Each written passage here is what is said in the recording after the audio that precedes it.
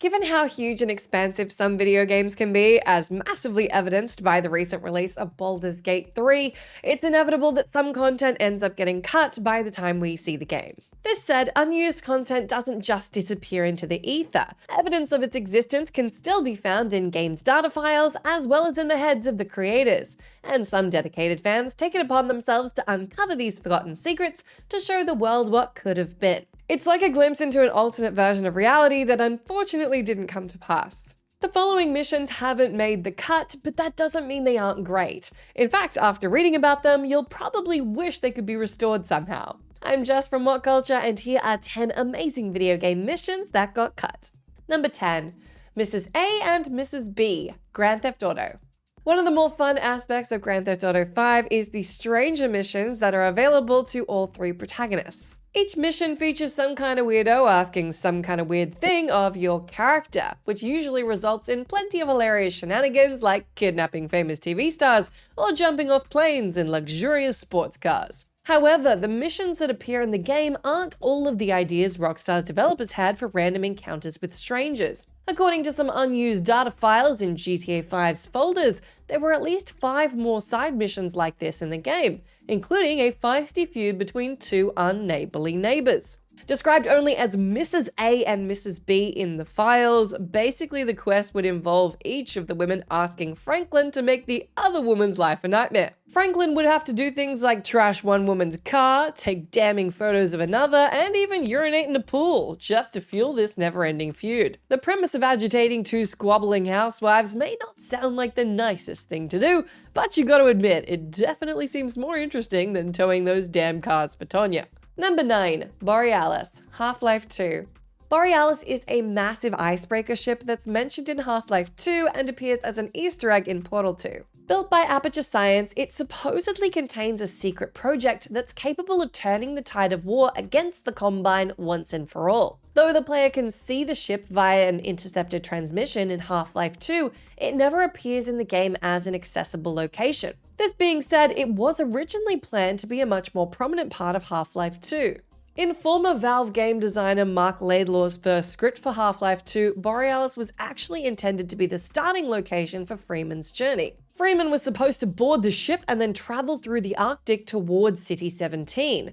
On his way, he'd encounter the Combine soldiers, setting off the rest of the story. The idea underwent several changes, including adding 2 more levels before and after boarding the Borealis, but ultimately all of it was scrapped and the icebreaker was reduced to a couple of in-game references. Still, you have to admit, a mysterious vessel cruising through ice and snow would have been a pretty badass way of starting a game.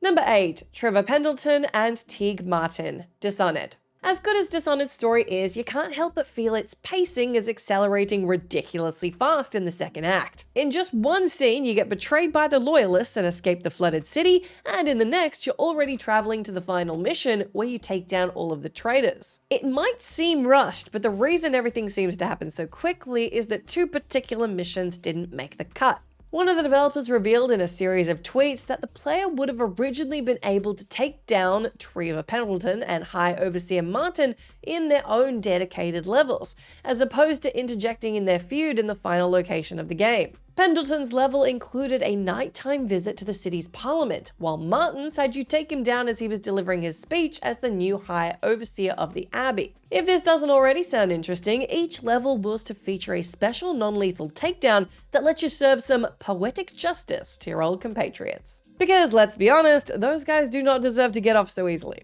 Number 7. Finding Cave Johnson, Portal 2.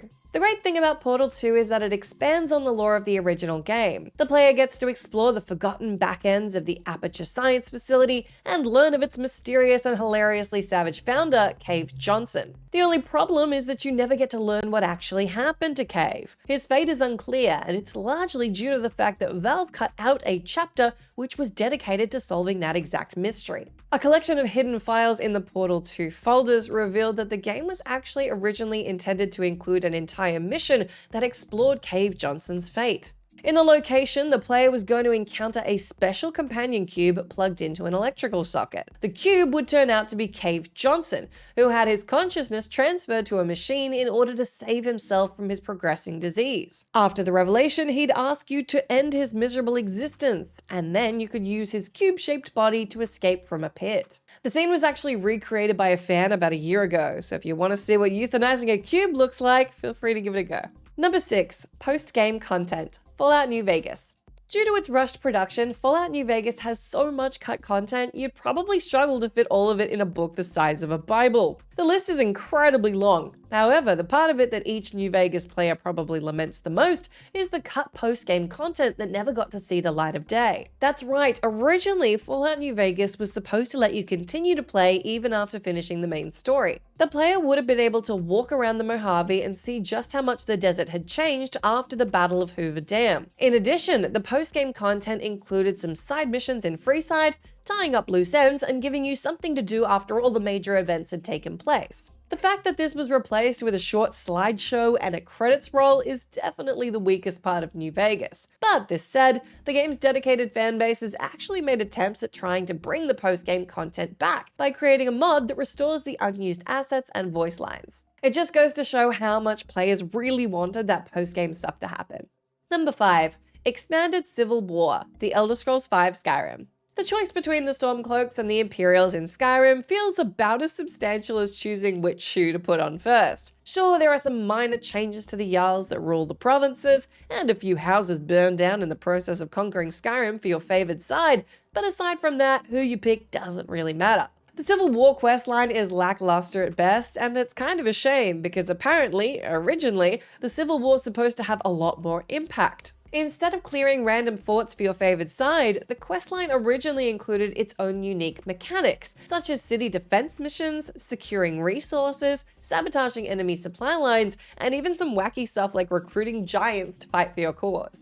Best of all, the questline was non-linear, meaning it would go on whether you were engaged in it or not, and even if you did some things for your favoured side, if you just decide to let it go, the enemy could still win.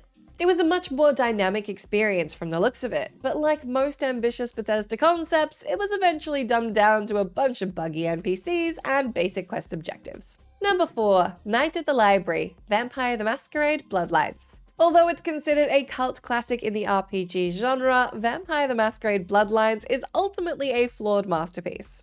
Due to its rushed development and its studio's encroaching bankruptcy, the game was released with a long list of glitches and bugs, as well as a considerable amount of cut content, including a mission for the World of Darkness's greatest archaeologist, Beckett. The mission took place at a library and revolved around saving Beckett's friend Scott from a member of the Sabbat. It featured a unique location made specifically for the side quest, and it was the only mission to include a member of the La Sombra clan. The man acted as the final boss, showcasing his clan's unique power of controlling shadows. The mission was scrapped right before the release of the game. However, because most of its assets still existed in the game folders, the Bloodlines community managed to restore it with an unofficial patch. If you install the patch, which is highly recommended for a variety of reasons, you can actually play the mission in its entirety. It may not be exactly what the developers had envisioned, but it's still a fun experience nonetheless. Number 3. Alternate Human Origins, Dragon Age Origins. One of Dragon Age Origins' more interesting features is the ability to choose the, origin story of your character. Unlike in later Dragon Age games or other similar titles, the choice doesn't just give your character a backstory, it also lets you play it and determine how it shapes the Warden. Now, although the dwarf and elf origin stories come with distinct variants and plenty of choices that impact the main storyline, the human options leave much to be desired. You may only choose to play as a human noble or mage, and only one of these backstories comes with branching paths. That wasn't, however, the original intention of the creators. In the early development of Dragon Age, human wardens were supposed to have 2 branching paths for their origin stories, one of a human commoner and a human barbarian. In the first one, the warden was a young farmer whose village was razed by Darkspawn. In the second, they were an Avar barbarian living in the mountains who had to survive a surprise attack from a rival tribe. The 2 origins would have added much needed variety to the human backstories, but unfortunately they were cut out due to technical difficulties. Got you technical difficulties. Number 2. The Edge of Acting, The Witcher 3. It's undeniable that The Witcher 3 rarely leaves the player with nothing to do. In between slaying monsters and fighting the Wild Hunt, you can aid helpless villagers, participate in races, and of course spend an unhealthy amount of time challenging random NPCs to a round of Gwent. However, if you think the quests in the final version of the game are all of the ideas Project Red had for additional content, you are dead wrong. There are actually 10 more missions that were fully fleshed out but never made it to the final roster of side quests, despite the fact that they're all amazing. One of them even features everybody's favorite comic relief troubadour, Dandelion. Called The Edge of Acting, the mission is centered around Dandelion's production of his new play. The charming minstrel can't find one of his actors and asks Geralt if he could fill in for him, taking on the role of a Sylvan. The quest was likely similar to the story mission with Priscilla, and if you ever played the game, you can probably imagine how amazing a similar mission could have been with Dandelion as the director. You can just picture his face when Geralt goes off script. Number 1. Dr. Lane Higgins mission, Red Dead Redemption 2. Red Dead Redemption 2 features a myriad of unique and highly entertaining missions. From breaking into armored trains to riding on hot air balloons and even helping a mad scientist build a robot, you might be asking, what more could you possibly ask for? How about an Indiana Jones style mission on the tropical island of Guam? Yes, Red Dead's data folders feature an unused model and voice lines of a dapper archaeologist named Dr. Lane Higgins. The voice lines reveal that the man would have been a stranger encountered on Guam, and that Arthur would help him defend an ancient ritual site from the Cuban military. Arthur would have to protect a collection of post-Columbian artifacts from the soldiers, all while Dr. Higgins would perform stunts worthy of Indiana Jones himself. At one point, apparently, he was even supposed to say the artifacts, quote, belong in a museum. The side missions on Guam were likely cut out of the game because they didn't fit the tone of the main storyline in Chapter 5. However, it certainly would have been amazing to do a little tomb raiding as Arthur. Well, so long as the artifacts on Guam didn't have any face-melting properties. That's the end of our list, but let me know down in that comment section if you know of any other examples of amazing missions that didn't end up making the cut for their respective games. As always, I've been Jess from WhatCulture. Thank you so much for hanging out with me. If you like, you can come say hello to me on my X account, where I'm at Jess McDonald. But in the meantime, make sure you stay tuned to us here for plenty more gaming goodness.